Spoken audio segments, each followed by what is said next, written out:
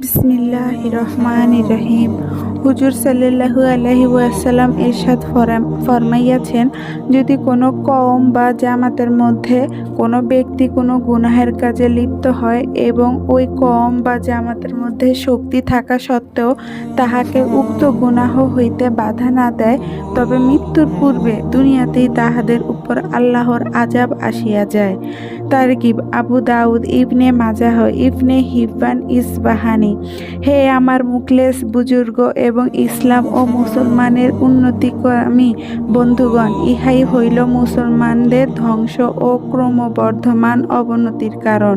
প্রত্যেক ব্যক্তি অপরিচিত ও সমপর্যায়ী লোকদেরকে নহে, বরং আপন পরিবার পরিজন, সন্তান সন্ততি, অধীনস্থ ও ছোটদের প্রতি একটু লক্ষ্য করিয়া দেখুন, তাহারা কি পরিমাণ প্রকাশ্য গুনাহের মধ্যে লিপ্ত রহিয়াছে, আর আপনারা নিজেদের প্রভাব প্রতিপত্তি দ্বারা তাহাদিগকে বাধা প্রদান করিতেছেন কিনা।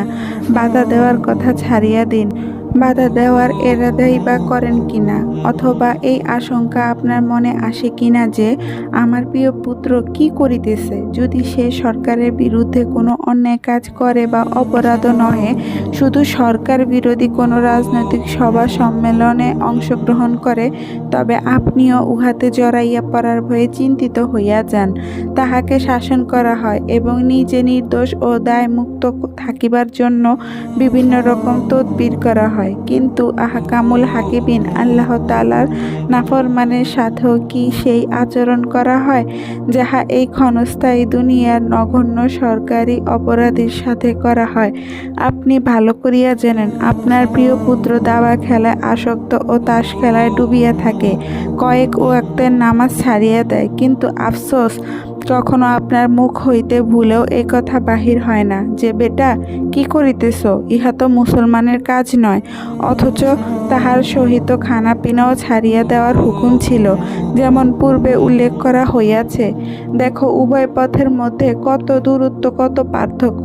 এমন অনেক লোক পাওয়া যাইবে যাহারা ছেলের উপর এই জন্য নারাজ যে ছেলে অলস ও ঘরে বসিয়া থাকে, চাকরি চেষ্টা করে না, অথবা দোকানের কাজে মনোযোগ দেয় না। কিন্তু এমন লোক খুবই কম পাওয়া যাইবে যাহারা ছেলের উপর এই জন্য নারাজ হয় যে সে জামাতে নামাজ আদায় করে না, কিংবা নামাজ কাজা করিয়া দেয়।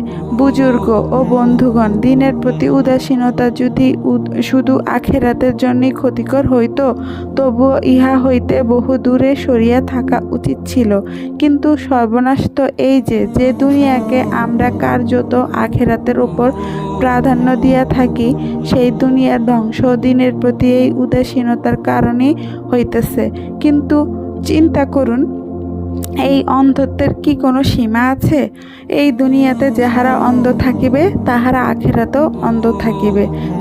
সূরা বনী ইসরাইল আয়াত 72।